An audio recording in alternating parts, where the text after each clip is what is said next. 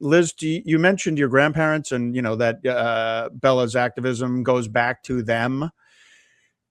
How well did you know them? What can you tell us about how they taught Bella how to live in the world and fight for justice? Well, I didn't know my mother's father. He died when she was 13, but I knew my grandmother. She lived till I was in law school, till my third year in law school. Hmm. They believed in social justice, that everybody should have a shot.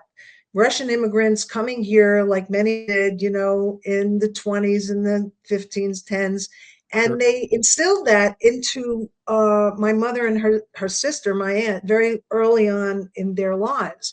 Hmm. And then my mother had a great grandfather who, actually, grandfather, who was a very radical guy.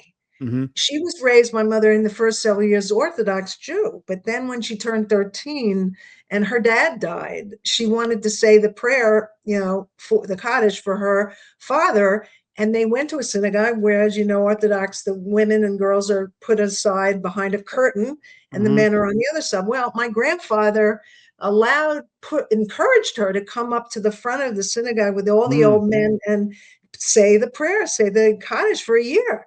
And my mother often said that was the beginning of her feminism. Or in addition, she said she's a feminist from the day she was born. But that was a very pivotal moment. She's 13 years old when she did that.